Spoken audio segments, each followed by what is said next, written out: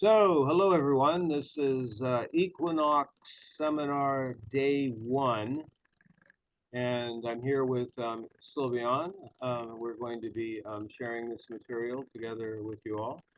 I did mention to a few people before we officially started is that there was a bit of a tech glitch that we had where the reminder that went out 6 or 7 hours ago made it seem like this was day 2 rather than day 1.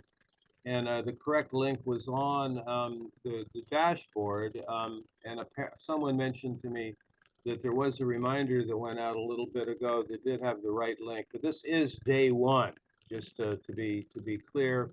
Oh, There will good. be a day tomorrow with a completely different topic. Um, so this one involves the really important topic. It's certainly a foundational element for our school, which does take a while in order to get a sense of. And the purpose of today is to give you a little bit of background on how signs and constellations work together, but more rather than it being like a massive technical cosmology seminar, and we have many, many resources if this topic interests you deeply, where you can go into it more deeply to understand why, since the 80s, this has been a foundational element. You can pursue that further, and particularly also the cosmology course that is now up and running. And you can all take the cosmology course even without taking the first 3 courses. And that's the one that has now just been completed between myself and Gemini Brett. Um, but this is designed. What I'm going to be sharing with you here today is designed so that you can understand why one of the more important issues of our school is how the signs, our understanding of the signs, change over time. That there's an essence to the signs as we know them, but depending on the time in history we're in, the content of them will change. And you'll see what I'm meaning by all this as we go through. But before we even get into that, let's just take a moment and to look at the equinox chart itself. And then I have an announcement to make while we are looking at the equinox chart.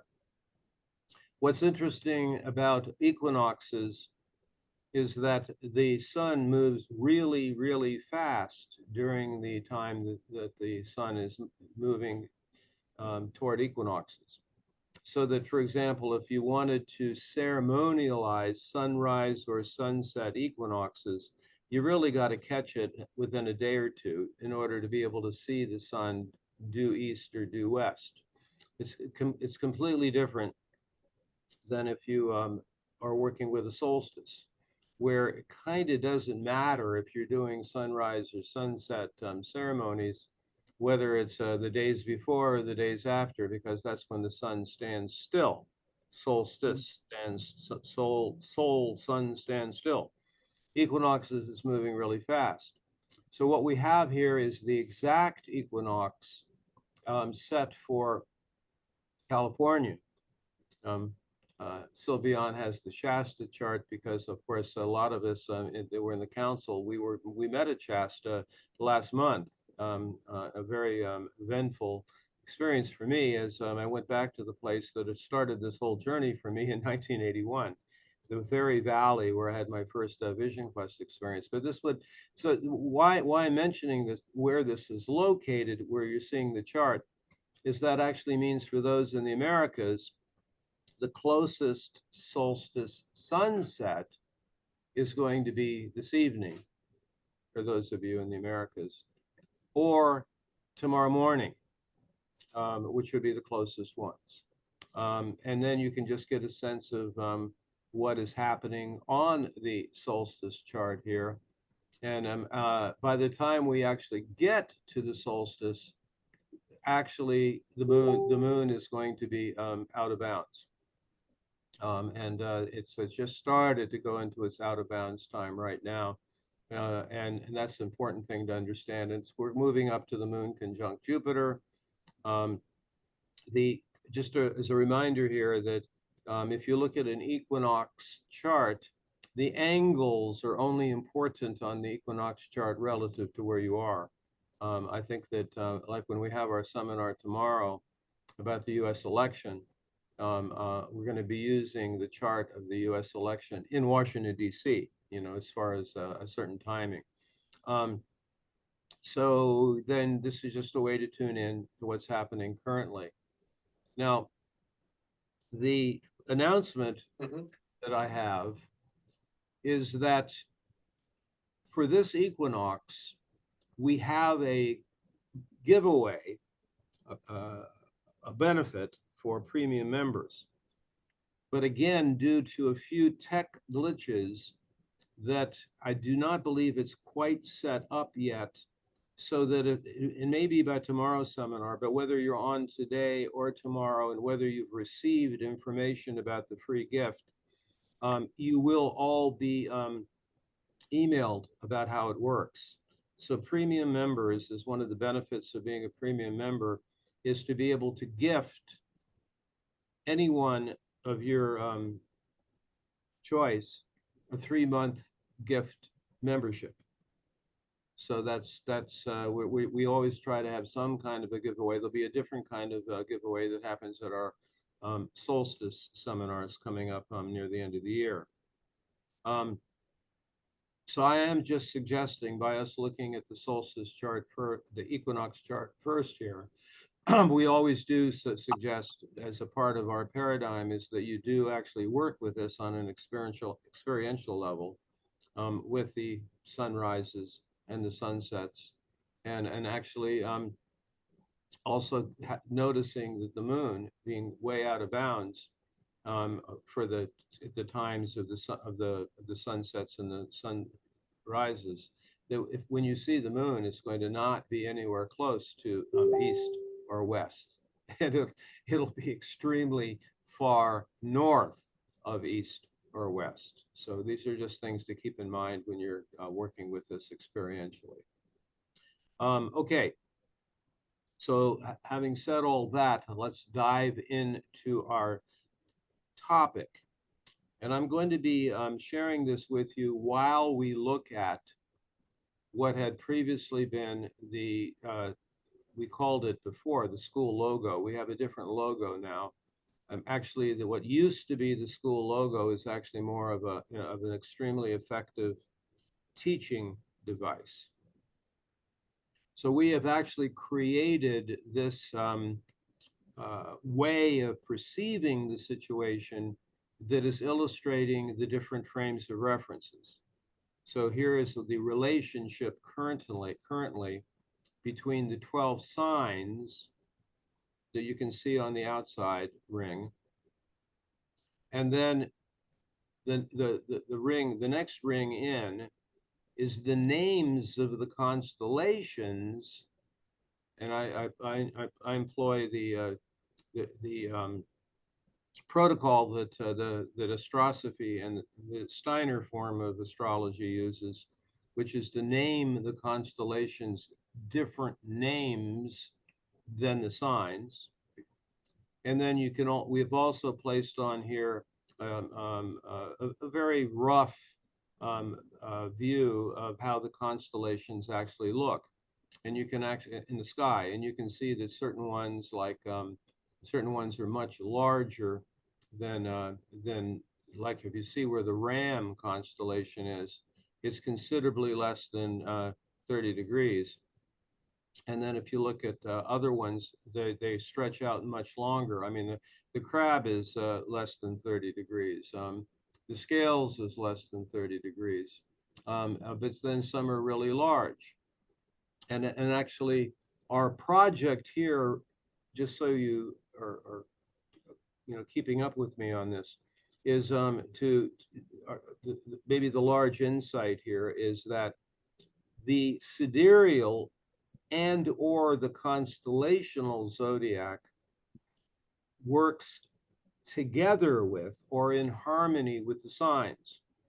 The constellation zodiac, or the way that a lot of the sidereals do, is they still divide the constellations into 12. And they essentially will cut the actual shape of the constellation to fit into 12 30-degree zones. There are a few astrologers out there that exclusively just work with the constellational groups. But the challenge associated with that is the different cultures will project different things onto that structure that we see in the sky. We can look at the patterning that we see with our senses in the sky as like a scaffolding, or as the Steiner people might say, the bones of the sky, what we're actually seeing with our senses. And actually, some of the patterns are so ubiquitous, so clear, that from lifetime to lifetime, you'd be just impressed by those same patterns, like the scorpion, or like the portion of the bull, or the lion, which is a tremendously clear-cut kind of thing that shows that same imagery will show up on the shields of English kings and heraldry, and you can see that shape on many pubs in the British Isles and all around the world. Okay, so there's some certain shapes that are emblazoned in our karmic memories, but each culture will have the right to, like a Chinese will project different things. Obviously, Australian Aboriginals will project different things. Well, what we're using here are how it's been seen in the quote unquote Western world. And that stems all the way back to Sumeria and Babylonia, where a lot of these constellational groups were as we know them today. Only a few of them had different names. They had all of these. They had the scales, they had the scorpion. Actually, they did, the water bear was called the Great One, but they had the fish, they had the bull. Interestingly enough, they certainly had the lion, all of those. They had, but the one that's so interesting that really changed as far as what got projected in fairly recent times is that in Sumeria and Babylonia, the ram, what we call the ram recently, that constellational group was like a field hand, an indentured servant. So and that really at the time at the beginning of the age of Aries, that got shifted over to the ram. But my point is that there is a reality to the constellational groups that is not to be confused with the signs. The signs are an earth-based phenomena, and the Hellenistic culture, they were influenced a little bit by the latter Babylonians, but they decided that, wait a second, the constellations are showing up at the wrong time, and so they said, we need to create a different frame of reference. So they came up with a frame of reference that was the signs, and they created that based on solstices and equinoxes. And then they created a self-standing zodiac archetype, which is the one that most people who study astrology, tropical astrology, are familiar with, you know, like the modalities, the elements. Certain signs are positive, certain ones are negative, certain ones have certain elements, and so on. That all came from the establishment of this completely different zodiac that really was not based on the stars. There was an influence, there was a contribution that came from the constellations, but they were developing something that was separate from the constellational groups. And actually, this is lesser known these days, but one of the products of the Project Hindsight project, where they were translating all kinds of different Greek texts that had never been translated into English. And the realization was that even in Ptolemy's school that systemized all of this around 150 AD, and in which a lot of traditional astrology is still referencing, they knew there were two different ones. In fact, one of the one of the conversations in those mystery schools, we could call them that, was a question. And it's the question that we still ask today in our school. What is the contribution by which the constellations inform the signs? Now, this understanding that I'm presenting here was actually presaged by a writer by the name of Elizabeth Reed in the Astrosophy Steiner world in the late 1920s. And this was a feature of our cosmology course. Brett and I talked about this a fair amount. Is that she, in the late 1920s, was looking ahead into the future and said, there will come a time when both the signs and the constellations are going to have different names. Because the huge confusion has been that we have been naming the constellations the same names as the signs. And this confusion enters in all the time. And our proposition here, and it's this part of our conversation is establishing the foundation for the next part, the more practical side of our seminar, which is, so how do the signs change? Now, based on the shift of the precessional cycle that shifts the constellations relative to the solstices and the equinoxes. So here's another slide that shows like how it is now. So you can see here the March equinox is located right in between the water bear and the fish. The December solstice is located right in between the Archer and the Scorpion. The September equinox, which is where we are right now, is located pretty much right in between the Lion and the Priestess. The constellation that has, unfortunately, since it has the same name, the astronomers and a lot of astrologers will still call that constellation Virgo.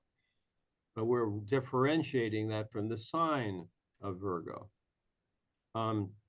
So, I mean, right now you can see the Lion is lined up with the sign of Virgo. And the Priestess is lined up with the sign of Libra. The scales are lined up with the sign of Scorpio. The Scorpion is lined up with a lot of it with Sagittarius. And then down at the June solstice, the galactic edge point is right exactly in between the Twins and the Bull. In fact, the exact point, 0 Cancer right now, is just in between the left foot of the Twins and the left horn of or the right horn of, right in there, the horn of the Bull, right there. But that allows us to know that we're in a great turning of the ages, because as this thing keeps shifting, then there'll be like 2,000 years of different constellations behind the signs. Now let's go to the next one. Gail is asking that if there's anybody not muted, please do. Not this one, that other one. You had the one from 6,500 years ago. Yeah. So now we took it back 1 quarter turn in the precessional cycle. And so here we have the solstices 6,500 years ago.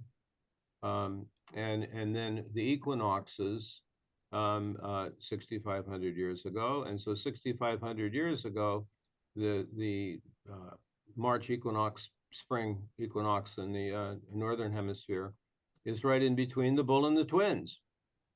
And that marked the entrance relative to the spring equinox, the March equinox, into the age of the Bull from the age of the Twins. And then meanwhile, up at the top, you know, or of this right now, what we're seeing where the autumnal equinox was, the September equinox, it was in between the Scorpion and the Archer.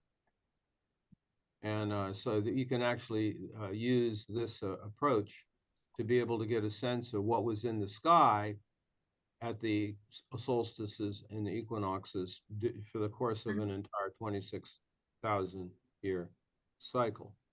Daniel, can I throw in something, maybe, just as someone who struggled to understand this in the beginning years, it really helped me a lot. Of course, galactic center, the center part of the Milky Way, when you look and you see all those stars, is here now, yes. not at 6,500 years ago.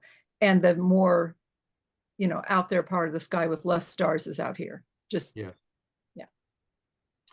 Yes, and so that the movement of the galactic center and galactic edge is also one of the most important criterion to be able to make an assessment that has any degree of confidence or logic, that we're at the end and the beginning of a 26,000 year cycle, as the December solstice happens to be at galactic center at this current time period. And much more about this as it works through 26,000 years is contained in our cosmology course, and some of the resources that are part of our seminar today, that we'll go through when we get to the end of the seminar today. Now, as we are looking at this, I'm going to give you 4 examples of to get a better sense of how this works. Most everyone today has heard of the doctrine of the different ages: age of Gemini, age of Taurus, age of Aries, age of Pisces, and then this whole thing about, okay, when do we enter into the age of Aquarius? Today, even today, many people make the mistake of thinking age of Aquarius, notwithstanding like when does it start, when does it end? I mean, our school has a view that when all of the 4 points shift into different ages, solstices and equinoxes, the center point of that was in 1998. So that's why we say we're in the midst of a great turning. And we've indicated that time frame is 1962 to 2034. 1998 is when we could say, if you're really hung up on when does the age of Aquarius start, well, it started in 1998. But then so did the age of the ram. The age of the bull, the age of the lion, and the age of the scorpion. They all the shift, which takes a couple thousand years, started in 1998. Or that was the center point of the shift. 1962 and 2034 being the zone of the great turning. But people make the mistake of thinking age of Aquarius has something to do with the sign. Actually, it's the movement of the March equinox. We're still getting a feedback from someone who might not be muted. Maybe it looks like maybe Janice, possibly. Yeah, thank you. Yeah, I just lost my train for a moment. That it's the movement into a constellation, which is an area of the sky that's all water. And yet they will say that, okay, it's the movement into the age of Aquarius, and then they'll put sign stuff onto the age of Aquarius.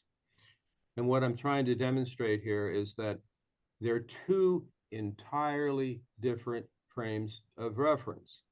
So that actually in the course of 26,000 years, every constellation has an opportunity to line up with every sign. So during the 6,500 years ago, it was the entrance into the age of Taurus. 2,000 years after that or so, it was the entrance into the age of the Ram. Aries. Remember, here's the confusion, you know, the constellation or the sign. But if you're looking at the sign, that is to say, the 30 days after the spring equinox or the March equinox, then we could say that it was during the age of Taurus, Aries was overlaid by the Ram. And so therefore we have certain characteristics to the age of Taurus, you know, using the sign name there. So then there's characteristics in the age of the Ram or the age of Aries when Aries is lined up with, the sign of Aries is lined up with the Ram constellation. And then several thousand years of the sign of Aries, that is to say the first 30 days after the March equinox, is lined up with the fish.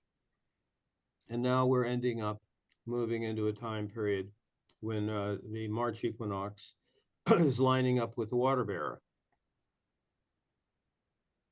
So that's just one example about how the essence of a sign, that is to say the first 30 days after the March equinox, can be modified.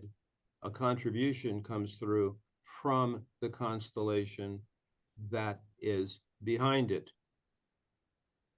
Now, I'm going to give you several other examples here of this, and I want to talk about the equinox itself, the September equinox itself. The very first essay in the Shamanic Astrology Handbook is referring to what I'm going to bring up now, and which is that currently the September equinox, 0 Libra. Now, you all will know at this point many of the characteristics of the sign of Libra. No, it has something to do with a relationship. In indigenous traditions, looking toward the west, looking toward the September equinox, other attributions have been used for that, like it's the equal between day and night, equal between male and female, between light and dark. It also, in some traditions, is considered to be the deathing point, you know, when souls leave, you know, they go in that direction. But I'm emphasizing now what we emphasize in our school, which is that the mystery school of Libra, 0 to 30 Libra, has to do with something to do with relationship. So in that original essay I wrote, I was saying now that the equal balance between male and female is on either side of that point is the priestess and the lion. And if we think of the essence of those constellations, the lion, certainly represented by many of its stars and much of what has been projected on it, represents sovereignty and autonomy, the king or queen. And that while the priestess, virgin priestess, using the word virgin in the pre-patriarchal sense, meaning a woman who is one unto herself, wholeness, two different forms of autonomy on either side of the September equinox. And so I've speculated that as we go into these next years, next epoch, this is epoch, next ages, that we have a completely different set of possibilities for relationship, which we refer to as conscious, non-hierarchical, conscious, equal partnership. And that is actually then part of the meaning these days of the September equinox, this new set of principles about autonomy and sovereignty and eliminating codependency kinds of things, or defining entirely who we are about who we're with. Now, another illustration of this, by the way, I am, of course, here referring you to that first essay that is in the Shamanic Astrology Handbook. But I want to show you this other really interesting thing, and that has to do with the Tarot.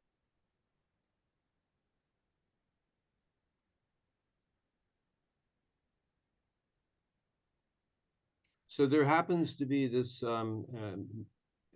card, which in some systems is number 8, and I think in some systems is number 11. but it's generally called justice. And the imagery of this card is of a woman, and she's carrying a scales. Now, this to me is in the inspiration of the original artists that go back to maybe 1300, 1400, that knew that they were working with the constellation of the Virgin Priestess, and where they placed the scales was where the 0 Libra point was. So we're seeing the scales located in her body, which if you go back 1,000 years, at 700 to 1,000 years, that's exactly where in the body of the priestess the scales were. and even some of the tarot systems will attribute Venus to this card. Well, why do they do that? Well, it's really based upon that essential original either confusion or esoteric knowledge that we're blending together the sign and the constellation here. And it's represented by the scales right being on the body of the priestess. And now, as we were indicating before, now the scales have shifted. They're no longer right in the middle of the body of the priestess, but they happen to be in between now in the zone moving up into the lion. So here, this is precessing. So basically, it had moved all the way through the 0 Libra point. It moved all the way through the priestess. 1,000 years ago, it was right in the middle of her body. And now it's right as this junction point. It's going to the tail of the lion. And then over the next few thousand years, the September equinox is moving through the lion. And so the relative to the September equinox, we're entering into the age of the lion.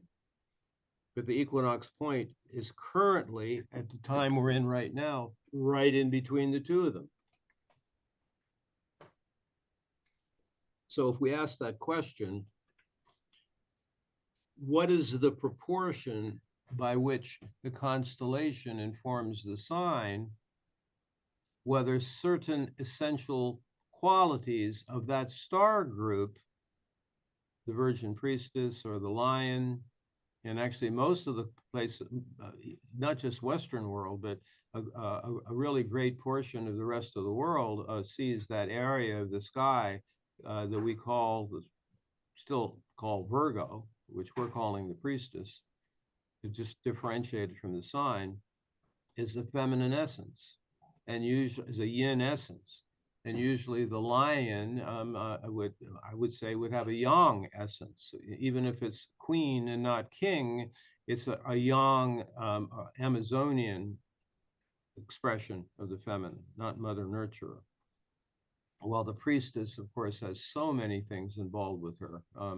The ones I most appreciate, and it still shows in the names of the stars, of ancient women's mysteries, and not just what happened in Christian era, which is to turn her into an angel with wings, or the latter understanding of purity or virgin, so it ends up becoming like the Virgin Mary or something like that, right? So, but many issues of the sacred feminine are within that constellation.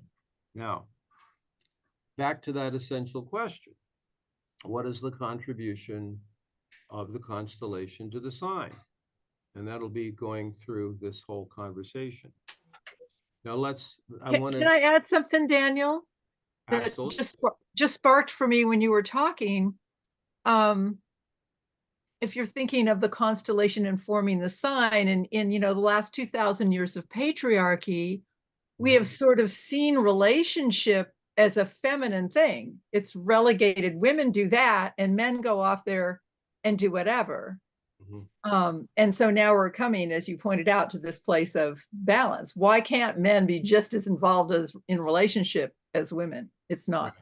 And from a place of of non-hierarchical qualities, of collaboration, of partnership, not as a hierarchical kind of relationship. Yeah. And so each of those could be examined that way. But let's go to that to the Aquarian inquiry. So if you go back to Sumerian and Babylonian, the area of the sky called the water bearer, that's in an area of the sky that is water. I mean, we don't even know this because most individuals are not uh, anymore, unless you really work at it, to get out under a sky without light pollution. But if you do have the opportunity to see the sky the way the ancients saw it, there's only one part of the sky that is loaded with little drops of water.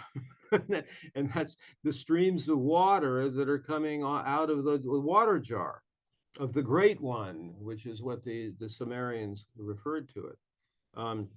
I like to think of as the celestial waters that are flowing down to global humanity. Actually, there's a more recent view, which is that what is really now being poured out of the water jar is plasma, actually, plasma, which with more and more awareness now in even the ones that are on the shoulders of David Bohm, that plasma is alive. It's a living essence of which the majority of the universe is from that. It's related to all those concepts of ether and orgone and everything else, and then maybe that is flowing out of the jar of the water bearer. But then, so that's again back to what I was saying, that the age of Aquarius is really the movement of the equinox point into the water bearer. But how did it happen that then the sign of Aquarius happened? And this is actually what we're going to shift into here in just a moment. But I want to give one other example here, which will then help maybe get a better sense of what I'm trying to share here. If you go back to ancient Sumeria days, the constellational area, the twins, was perceived of as a boy and a girl being birthed out of primeval chaos. So it was actually all the way back was a symbol of duality and polarity, no question. Now, this is just a view I have. I don't know if I can actually, prove this to anyone, but if you have this larger view that I'm wanting to present here, that I think a latter thing was turning the twins into warring brothers. That was actually not the original thing. The original thing was a boy and a girl coming out of primeval chaos. And then there are any number of different things that happened in Greek times, and after that were other kinds of things were attributed to then the sign of Gemini. So the thing that just to summarize this so far, the genius of the Hellenistic culture was to recognize that the constellations were showing up at the wrong times. We need to create a different frame of reference. And if you've ever wondered why it is that tropical astrology is continually being used, it's because it works. So there are certain kinds of even in the Southern Hemisphere. I mean, my colleague, Gemini Brett, was able to establish through his work that why both the tropical zodiac works in both hemispheres. It's because the Earth is always pointed north.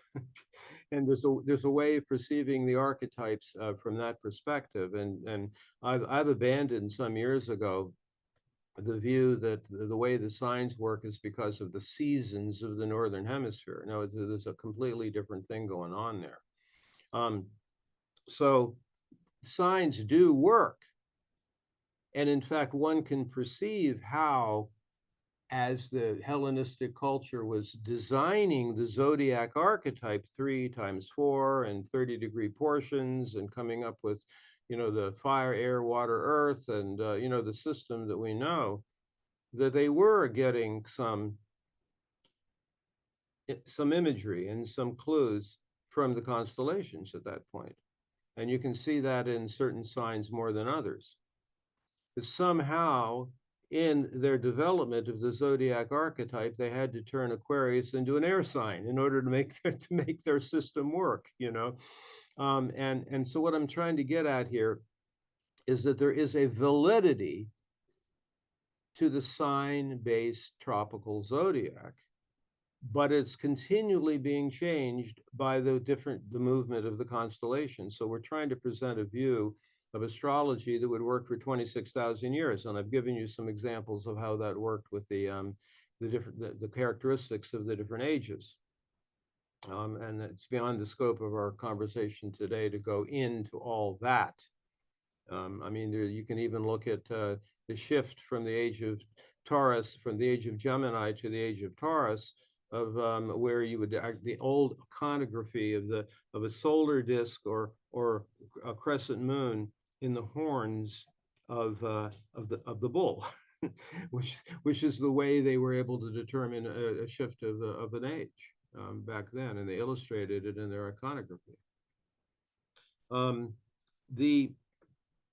The thing I want to shift our conversation to, though, is that since we are in a really great and important turning of the ages, I just don't see why anyone is still fixated on the old definitions of the signs.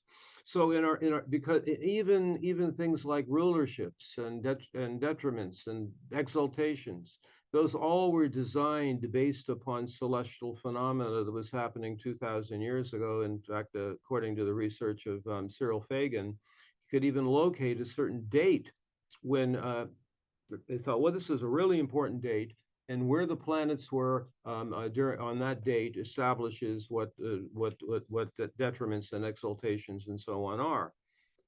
We also try to shift away from this hierarchical sense of well, rulership. You know, I mean, there's a connotation in the word ruler, you know, as if better or stronger.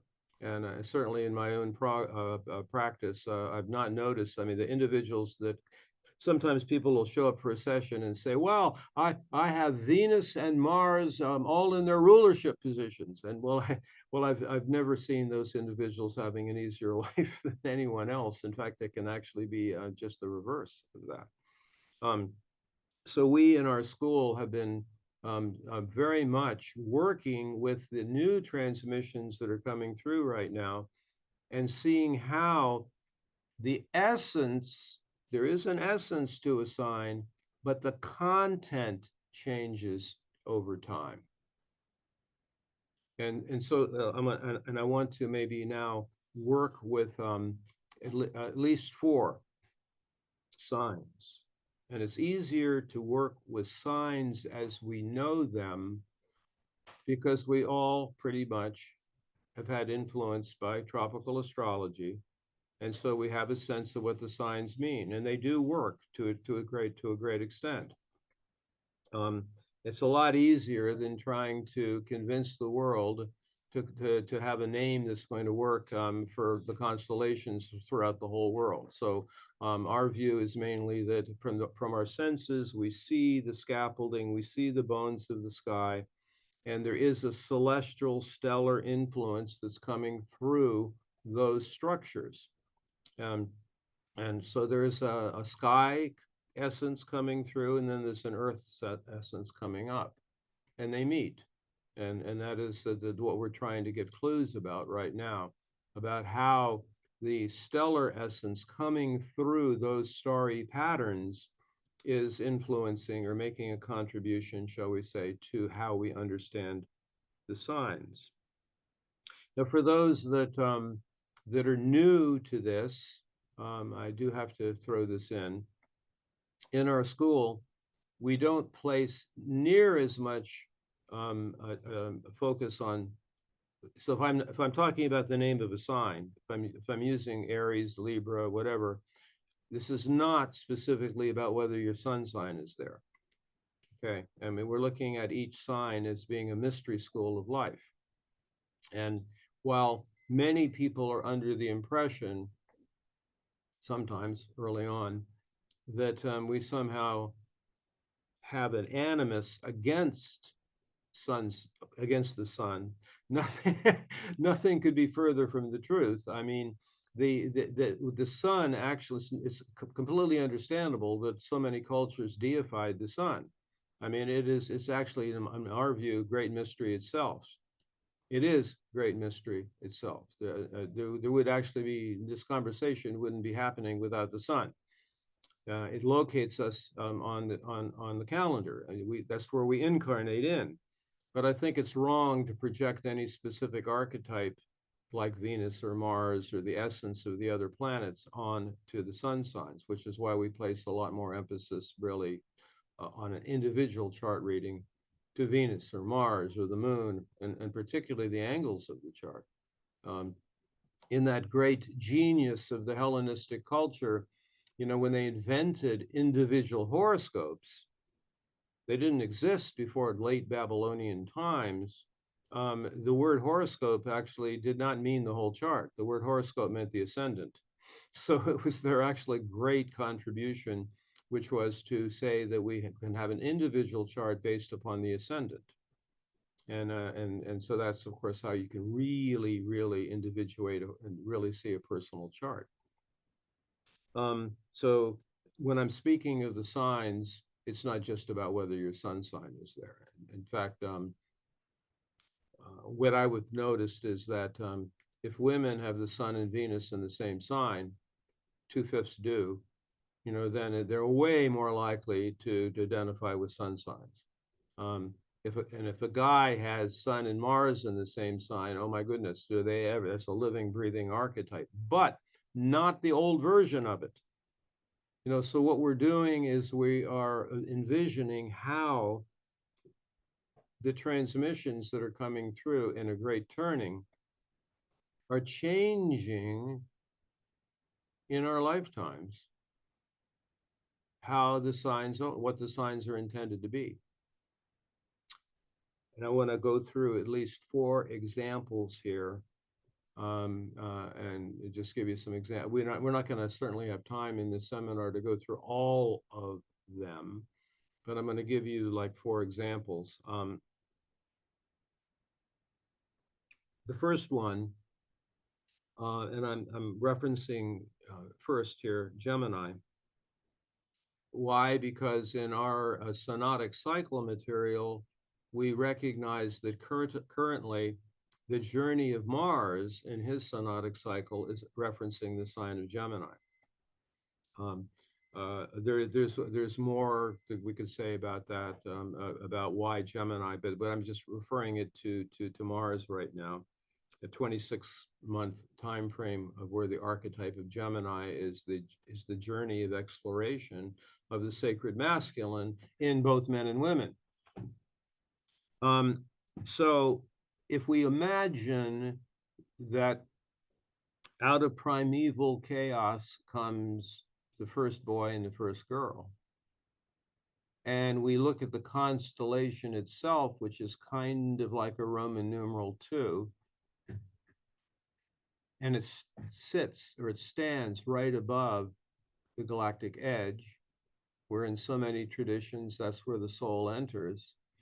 Clearly, the nature of the journey that human beings, and if we reference the mystery school teachings is based on Steiner, there was a point in human existence, who we are as human beings, when there weren't 2 sexes. But then at a certain point in the evolution of humanity, the principle of duality emerged. Some say that is represented by when the moon went into the orbit that it is right now. And so you have actually there with the moon that can be seen, could make an eclipse of the sun. You have the exact same size of the sun and the moon from the observer on the Earth. So you have to go through the gates of duality. Duality and polarity is represented by the sign Gemini, and also originally the constellation Gemini is that principle. However, how can we dream this further? as represented certainly by the chart of the United States of America, which is Mars in Gemini squared by Neptune, it's like, regardless of what the founding fathers had to say, which is they warned us against a two-party system. So we actually have duopoly and, you know, bifurcation, and the right becomes the left and the left becomes the right, and there's no possibility of a choice other than those two. You know, that's what kind of the shadow side of Gemini. But what would it be a way of dreaming through Gemini to another level? Well, it's actually, in our view, is that the mystery school of Gemini is how do you get beyond duality and polarity? Not to say duality and polarity is bad or wrong, but there's techniques through a certain kind of crazy wisdom, sort of like a Zen koan, to go beyond duality and polarity. But you have to go through it to get there. You can't just simply transcend it. Which is more of an Aquarian technique. So that's the example of how we're looking at how the essence of Gemini is still the same essence, but the content changes, or the higher mysteries of it change. Um, uh, we don't abandon the principle of duality and polarity. We just take it to another level by going through it. And the cosmology itself of seeing the Roman numeral 2 right above the point where the soul enters on the Milky Way, he says that, well, that's the nature of our time right now, which is to go through the duality to get beyond it, right? But that's not a judgment against duality or polarity. So that's a little bit about Gemini. The next one that I want to share with you about how it can shift, the content can change, Cancer. Now, I think it's important to talk about Cancer right now, the sign, the mystery school. One reason is because of the United States chart has 4 planets in Cancer, all right? But also the fact that Jupiter will soon be moving into Cancer, and then starting next year, the next journey of Mars is emphasizing the sign of Cancer, the mystery school of Cancer. So how in the world could the content of Cancer change? Well, one way we could look at it is that depending on what kind of culture we're in, what time in history it is, the definition of Cancer remains the same. How to provide nourishment to a seed until the seed grows to it, what for it would be its maturity. Parent and child, teacher and student, parent, you know, basically like therapist and client, hierarchical provider of personal nourishment. However, the shadow of that can be an attachment to the way any given culture did it for a long period of time. You know, if you go back in history, the family structure, let's say, it didn't even matter who the man was. I mean, the woman would have a child, and then the sisters, the grandmothers, the community would help raise the child. That would be one way of doing it. Then you have actually the 1950s dream, you know, nuclear family, one person works, and this very hierarchical, role-oriented situation between the father and the mother and the children. That was another content of Cancer. You could have a whole digression into looking back on the way the Aboriginals did it, or the way certain Native American groups did it, or the way they did it in Europe during the Dark Ages, or the way they do it in the desert cultures. You know, there's many, but it's still the same essence of Cancer. It's just a different content. So what it is we are proposing here as we dream it into a different content, keeping the same essence, we could call it the globalization of Cancer. You know, why is it just the shadow side of Cancer, clannish, or I love my kids, but I don't care about other ones. A global family kind of thing. You know, we're all together on this planet as human beings. So the globalization is still not taking away from the nourishment that can come from parents to children. It's not like a surrender into the state takes care of our kids. Although there is an attempt to have that one, I mean, if if certain powers that shouldn't be have their way, then the whole essence of providing personal nourishment between the mother and the child is going to be taken away, a la Brave New World. So we are dreaming into that, and particularly with the situation of the Jupiter transit through Cancer, the next Jupiter return through Cancer, and Mars in Cancer, and the variety of things that are happening on the U.S. chart, all the Cancer part of the chart. So I did a vlogcast on this recently, looking at the shadow zones of the U.S. chart, and certainly the Cancer element is one of them. As I mentioned, the Gemini one. Daniel, Yeah, can I ask, so in the context of what we've been discussing tonight, would you say would you be literal and say that shift is partly due to the fact that it is over the last 2,000 years been precessing through the constellation of the twins? it could be. Yeah, Because that's kind of that Gemini, I mean, that, dual, bringing in a bigger picture somehow, or?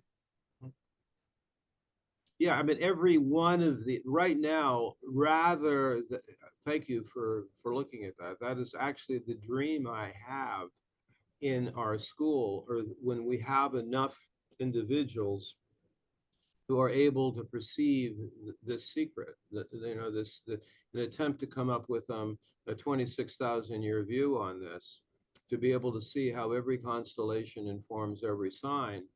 It's a very useful thing. I was hoping to do that, last year's all school gathering, and we're going to come back to that.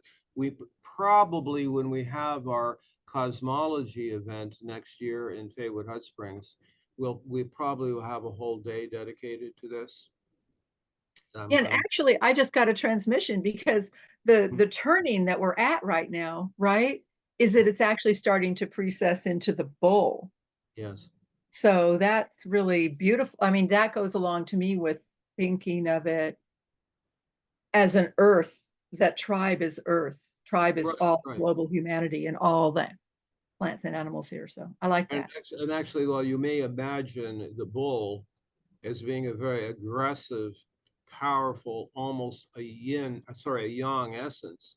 If you go back to the heyday of the age of Taurus, it's really a time of matrilineal, and it's where the strength of women were like dancing over the horns of the bull, So I mean, it had a complete. It's not like a war thing. It's not like an attack kind of thing. It's a connection to, as you say, to the earth. Absolutely. But what I'm doing right now with this part of our conversation is just how I have perceived, and how members of our school have perceived, the necessity of looking at these signs differently than the traditional view of them. To think of it in a way that's shifting into something different. And so I'm calling it the globalization of Cancer, the world Cancer, not just clan or the shadow of certain countries, of which it can happen in any state nationalism. We're number one. I mean, or the tendency.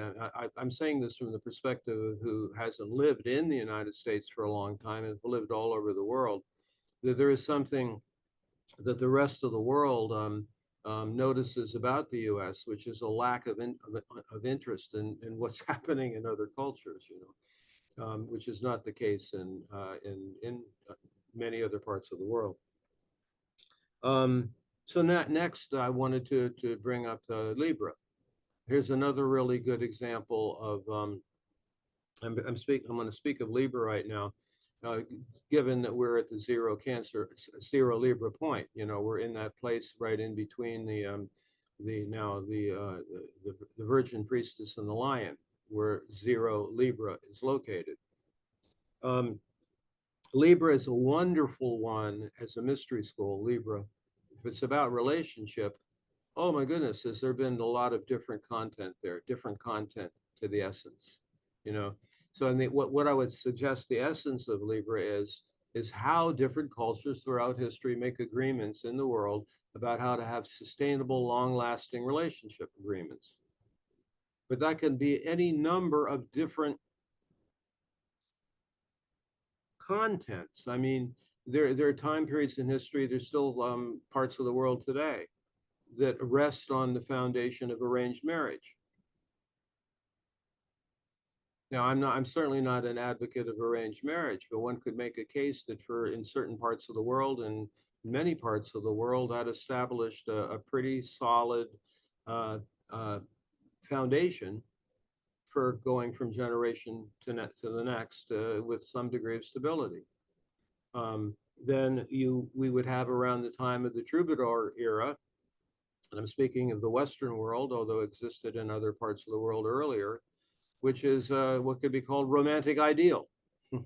You know, the romanticism that can happen between personal relationship, which was not a feature of arranged marriage.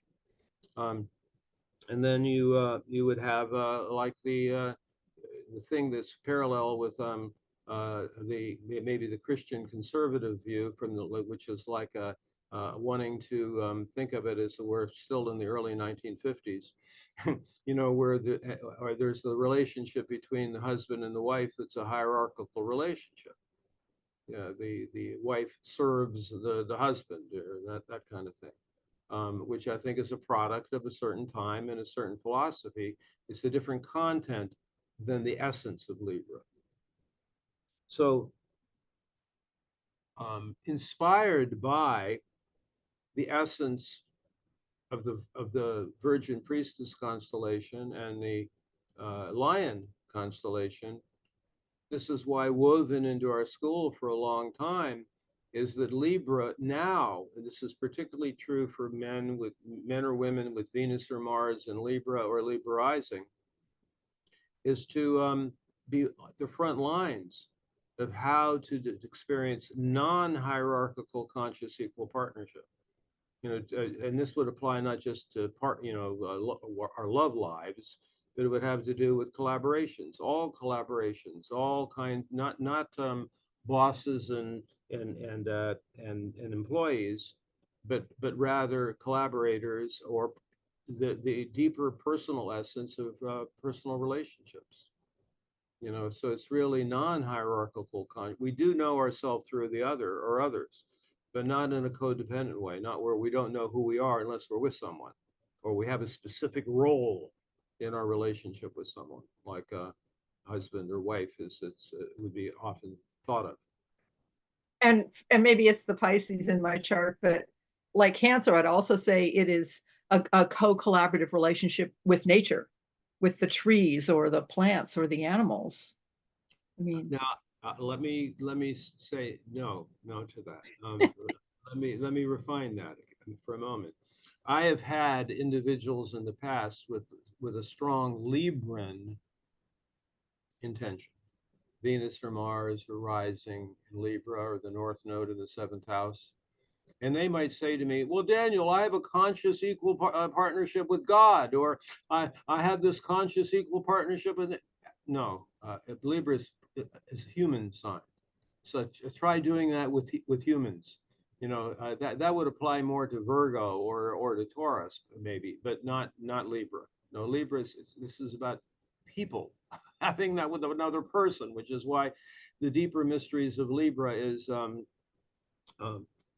the mysteries of the personal, to be loved just for you, not your resume, not how you look, not your knowledge base, but just a personal essence. That's the deeper spiritual mystery of Libra, in my view. Then, most importantly, we get to Aries. super important to this particular time period. We go back to the Sumerian and Babylonian view of Aries out in the fields. You know, whether you imagine that as a matriarchal approach, which is that the guys are field hands in certain service to the feminine. I'm not suggesting that. I mean, I look back further than that and of a collaborative culture, not any archy, not patriarchy, not matriarchy, more more like a Guileny, as Ian Eisler proposes it, and most of the research I've seen is that prior to the beginning of the age of Aries, or somewhere in the age of Taurus, when patriarchy came in. I mean, the view of this is that at the end of Kali Yuga, different researchers have said this, is that it's only in Kali Yuga that you have patriarchy. So in order to be able to get any sense of the larger story of the mystery schools, you have to take the whole 26,000 years into account, and not just what's happened in Kali Yuga, where people still think, oh yes, the state and patriarchy are natural evolutions. Well, no, it's actually a natural devolution, quite frankly, which is what's happening at the end of Kali Yuga. So if we look at Aries, even back to the Greeks and the Romans before Christianity came in, and then they would perceive this through the god Aries with the same name, they knew they had to keep him out in the fields. They had to keep him out of the cities, because there's something about that essence that was about running wild, or being in nature, or healthy competition, personal best. It was definitely a very young energy. But that then transformed into war or professional armies. If one was to see what happened to Aries over the last couple thousand years, I advise, if you have the courage, to read a book, the last book that James Hillman wrote, called A Terrible Love of War. And Hillman had a lot of Aries, and he even wrote in that book that, he mentions it in his book, he said, writing this book is probably going to kill me. And actually, it was the last book he wrote. It was soon after that he passed on. But he writes in that book about the Christian and the patriarchal religion hijack of Aries, turning it into something that was not original.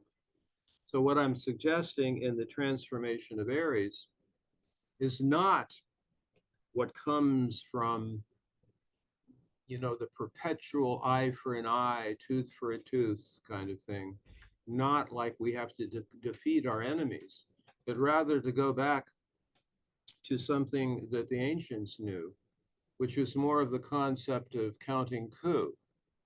Where you would have a war, you go up against the top warrior, whoever your opponent was, and it wasn't designed to kill that opponent. It was to demonstrate that you knew you could have done that, and then the individual would say, okay, you win. Okay, let's get along now.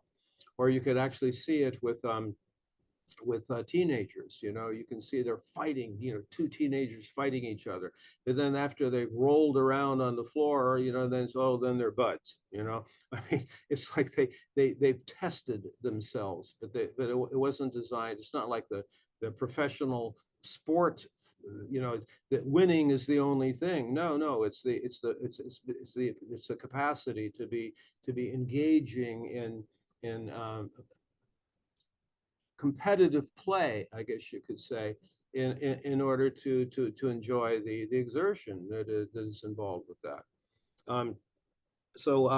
We've been saying we've been doing this in all of our ceremonies when we work the eclipses, is to finally banish the eye for an eye kind of thing, because it's just going to keep being perpetuated on and on and on and on.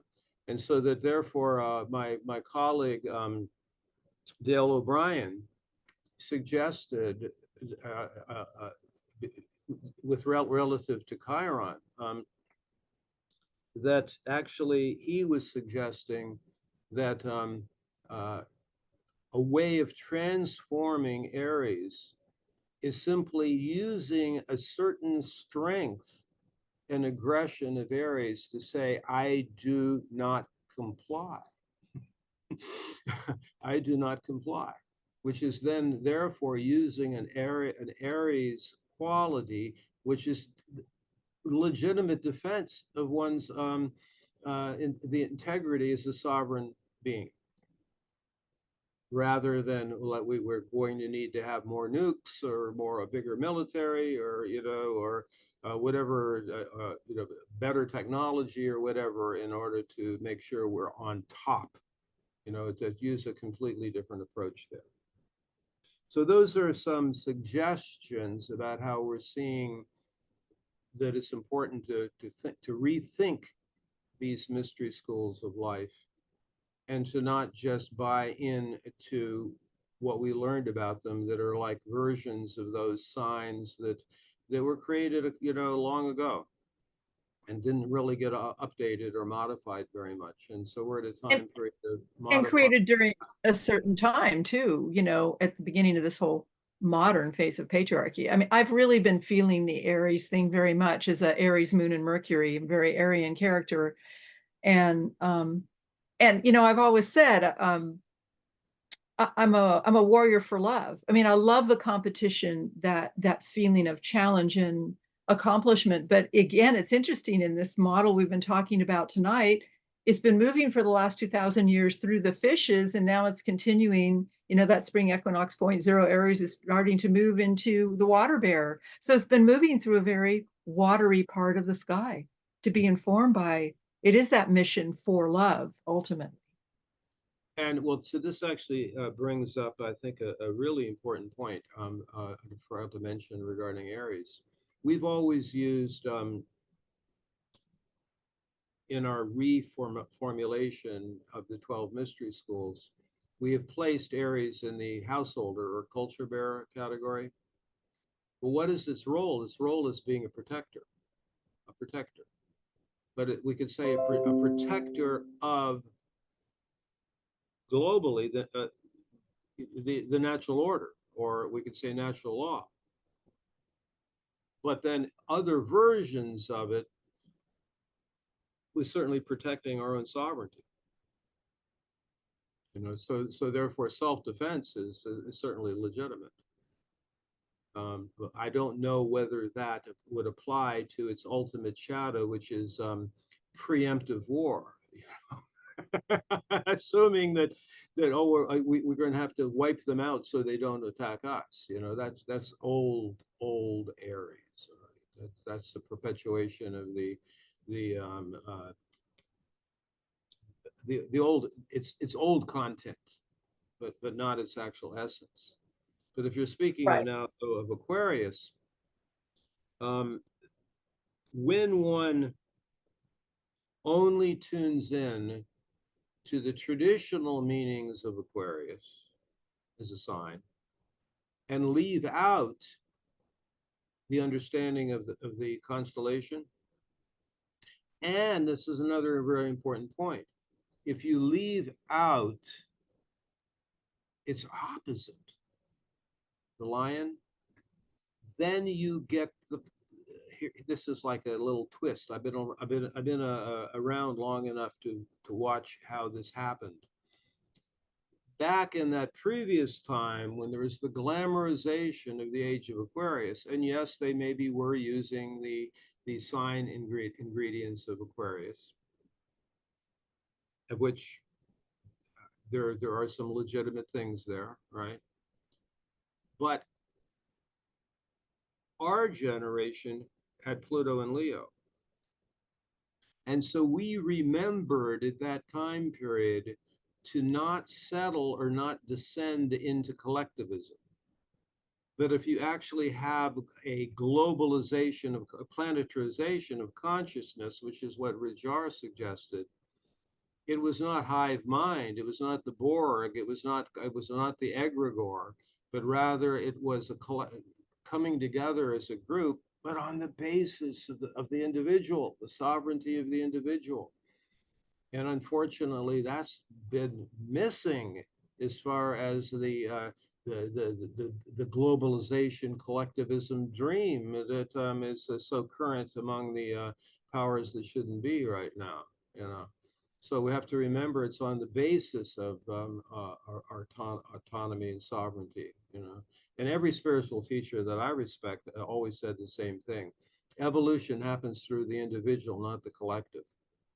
And even Rajar suggested that it was a tremendous advance in innovation 500, 600 BC, you know, when he uses the imagery of Uranus, Neptune, and Pluto conjunct as being when all over the world individual enlightenment became available, became spoken about.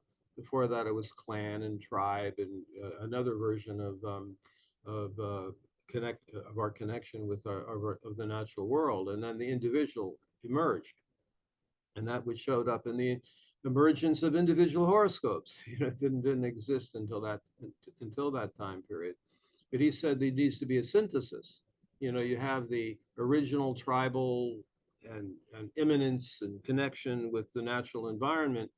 Then you have the individual, and then they're synthesized into the planetarization of consciousness. But it's on the basis of the sovereignty of the individual, right? So anyway, that was his view, and that formed the foundation of my whole understanding way back in the beginning.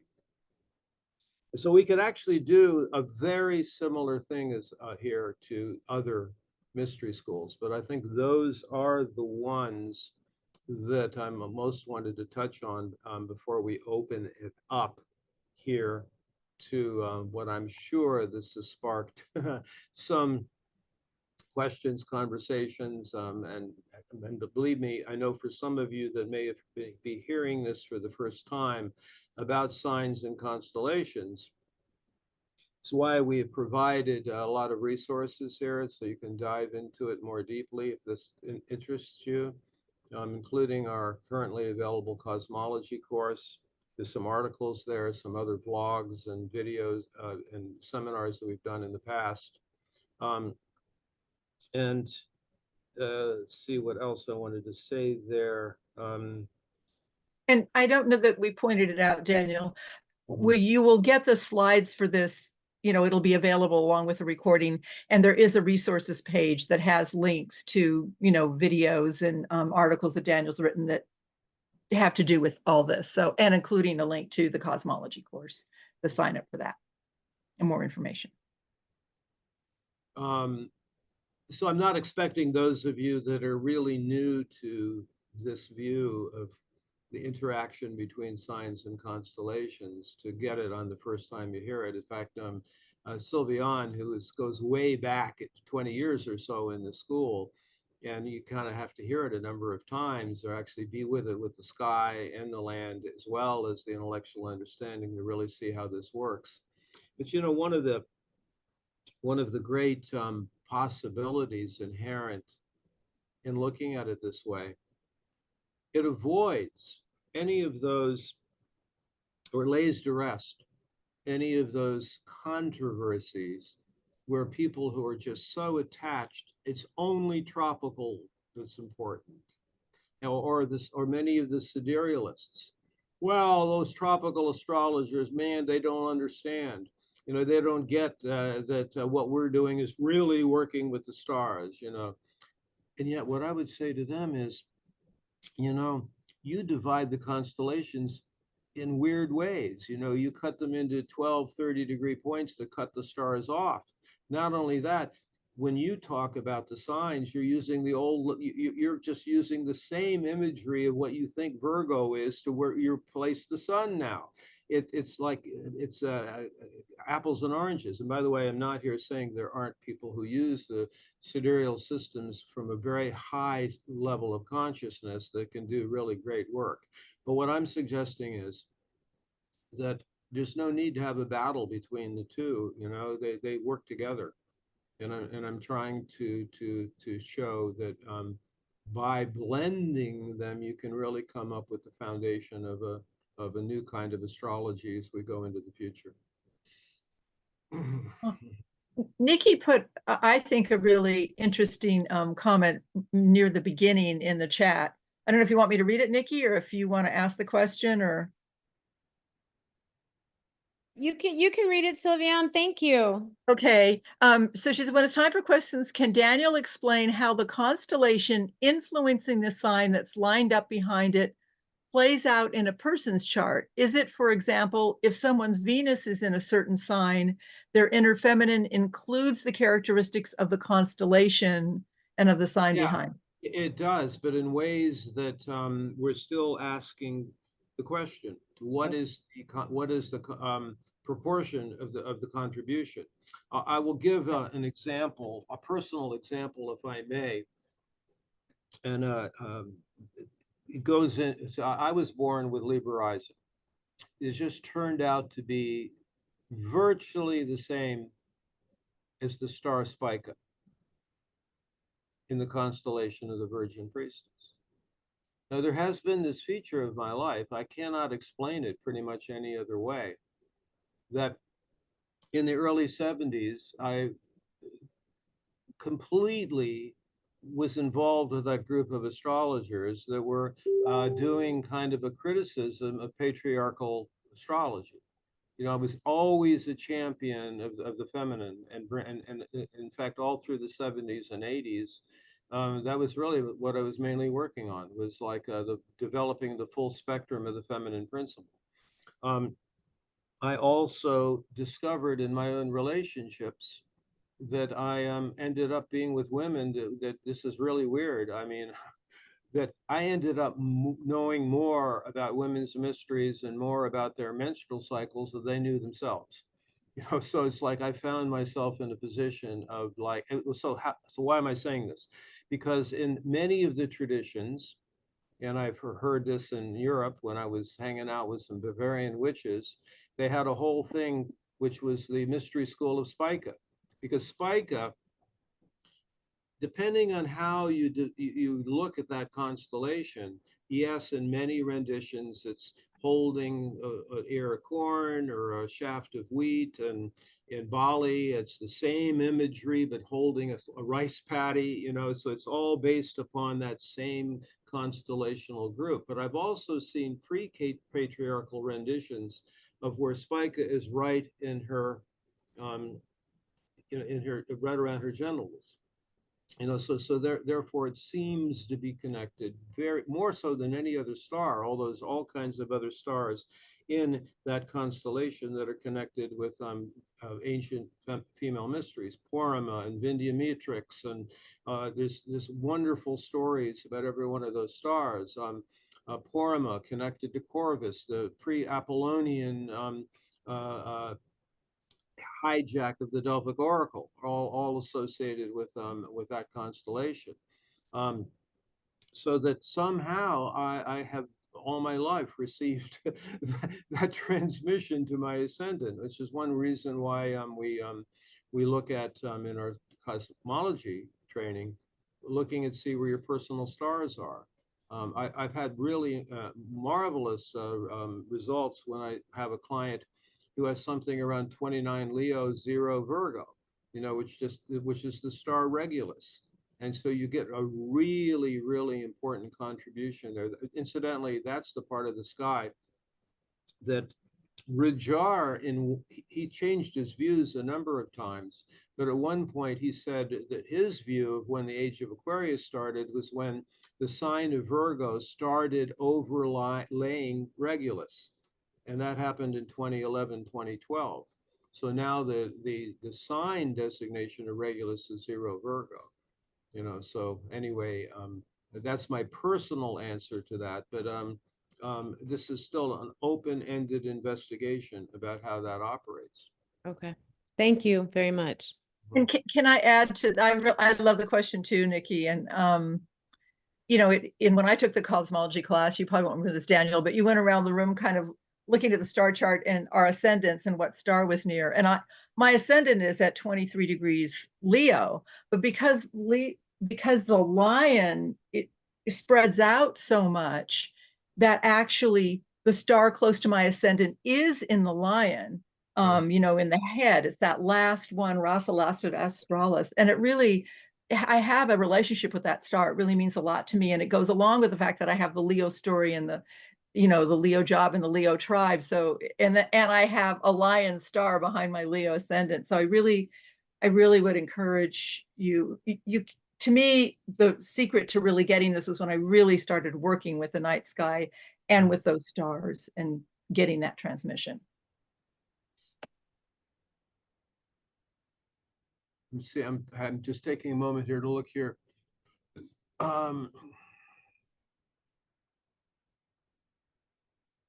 Okay, there's a question here about plasma. It actually, I first became aware of this through one of the persons I really value his work is a guy named Robert Schoch, and he has a view of what the mechanism was during the Younger Dryas, 12,500 years ago, which it was not cometary impact, but it was plasma impact that happened. And actually, if you look at the petroglyphs, you could actually look at it and say, well, that could be comets, that could be plasma. And he demonstrates in his books that balls of plasma could have the same effect as like cometary impact. Only reason I'm bringing this up is because it was his wife, who's an astrologer, wrote an article on his site suggesting the streaming out of the water jar is plasma. Now, meanwhile, through the work of Robert Temple and also Joseph Farrell, they have been following up on Bohm's work suggesting plasma is alive. And in fact, yes, it could well be, this is all open investigation and speculation right now. Not only is it the fourth stage of matter, some would say it's the first stage of matter, not the fourth. And it could very well be that 99% of what is called dark matter is that. And part of the problem is that materialistic science, starting in the 1910s and 1920s, started writing out ether. You know, so the ancients always had a, you know, even if you use the four element system, there is always the assumed fifth, the ether, you know, or different names for it, you know, chi, plasma, orgone, you know, all sort of all related to each other. And then this is of course part of a materialistic science Kali Yuga trick to make us not believe even that the soul and spirit exists. They're just product of the brain or matter, and that which is an inversion of perennial philosophy and the inversion of what the whole history of history of humanity would say until we got to the age of materialism. You know. So yeah, it's very much related. If you look up plasma, it'll say fourth stage of matter, but most of these people I'm referencing will say, well, actually, it's the first stage of matter.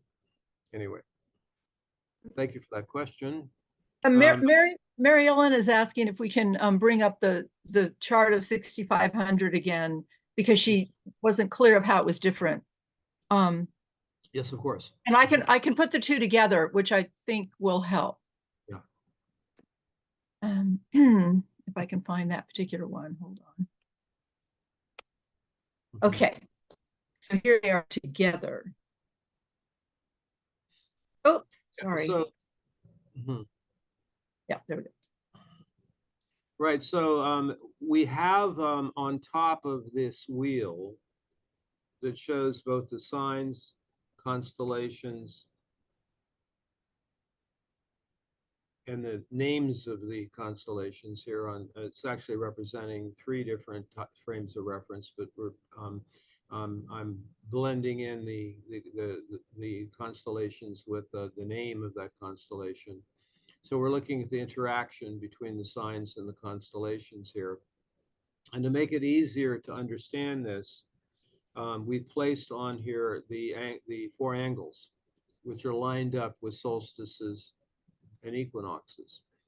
The current timing is on the left, and 6,500 years ago is the one on the right.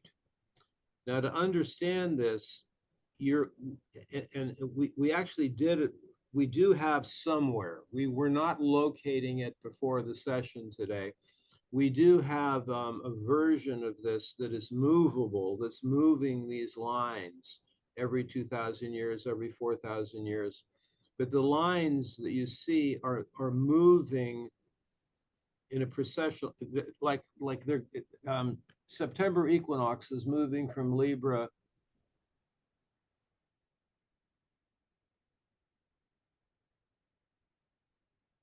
the March equinox 6,500 years ago is it's 1/4 turn is what I'm trying to say. So like 6,500 years ago, the solstices were in the same place as where the March and September equinoxes are now. So the whole thing is moving so that those lines in the course of 26,000 years will precess through the whole thing. Yeah, but I think she's right. I think I actually did the lines wrong, right? Because Oh, did you? this, Wait a I minute. think I did. Because this I was right where assuming, we are sorry, I now, was the assuming March, you did it right. Yeah.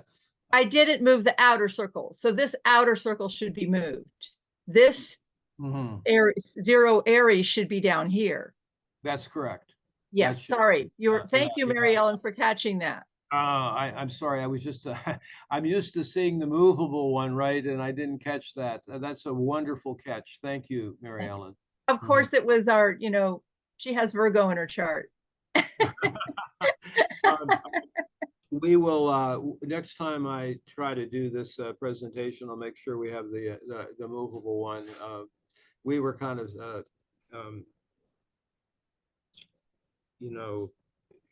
quickly trying to get this together because I was spending a lot of time working on what tomorrow's seminar is, which is we're going to be looking through 10 different horoscopes actually and looking at the US election. So basically what would have made this even more clear, Mary Ellen, if we showed it 13,000 years ago, because 1,000 years ago, it would be a mirror image. So that basically where you would see the March equinox, it'd be where the September equinox is. And that is similar to the ancient understanding about why the Sphinx is where it is. And boy, there's certainly a lot of speculation about that, because you actually have the Sphinx located on exact cardinal orientation. And so the lion-like being is looking toward the east, which would represent the time period when the lion was in alignment with the March equinox, which either represented, and there's speculation on that, I mean, there's different views on it, which represents either when it was built or as a time capsule referring back to something incredibly important that happened 12 or 13,000 years ago. So, and by the way, I do want to suggest for those that are more interested in this element of our conversation, I wrote something, and actually I did a whole blogcast with Sylvian about, and I highly recommend it. It was basically our investigation of a book I highly recommend called Yuga Shift by Dave Mishra. Dave Misra. Right, and he has a bunch of videos out there now. I really love the book because it is so in harmony with what it is we've been teaching in the school since the 1980s, regarding the converging timelines, called Yuga Shift. only difference is that he's, and I'm not attached to this at all. I like Schoch's view that it was plasma, but Mishra makes a very compelling case that it was comets. He even has located old Persian documents that document 26 separate strikes that happened during the Younger Dryas time period, which was back in the vicinity of 12,000 years ago. By the way, our December solstice special topic will be an update on the turning of the ages, the different converging timelines, and kind of an update as we go into, according to him, the very end of the Kali Yuga time is March of next year. So that's just a preview of coming attractions. Alexander, would you like to ask your question, or shall I just read it? It says, does it help? Not so much a question, Daniel, and great presentation. Rather just wondering if it helps people to comprehend the visual astronomical, that what we're talking about here with the 4 turning points is literally, blocking out the sun on a given day at solstice or equinoctial points, and what you see behind are constellational shifts. I mean, that I know we're all talking. I think everyone understands that, but I think it still helps to visualize that. Well, that's why it is that I wanted to make this more of a practical exploration, and rather than spending a lot of time, we have all of those diagrams and all of those visuals in some of the other references that we have here, as well as the cosmology course. But you're completely right. You're totally right in what you're suggesting. It's hard for the first time people hear this to comprehend fully what I'm talking about. The example that might be useful here is that the ancient Egyptians had had 2 calendars. One of them was based upon the very difficult to understand Syrian calendar of the rising of Sirius and how it would flip back and forth over their own specific understanding of the epic associated with that. But they also used, like many people at that time in history, they used a New Year being at the March equinox. I mean, that was ever since 5,000-6,000 years ago, many of the Northern Hemisphere people had March equinox New Year's. Okay, actually, the one exception to that was the Hebrew culture. When they left Babylon, they wanted to distinguish themselves from the Babylonian approach, and so they established the opposite equinox as the New Year. So they have the autumnal equinox. But anyway, they were using that as the New Year. But the way they knew that it was a turning of the ages is that they would look and see what the stars were like. They would wait for the closest little tiny crescent moon closest to the March equinox. And then you could see the stars behind, right? And they would know, okay, this is the closest thing to the equinox. And over a course of, hundreds of thousands of years, they could notice the stars behind the little crescent moon at the New Year point were the stars of the twins. And then, oh my God, all of a sudden it's showing up between the horns of the bull. Whoa, so then all the iconography changes to the solar disk or the little crescent moon between the horns of the bull.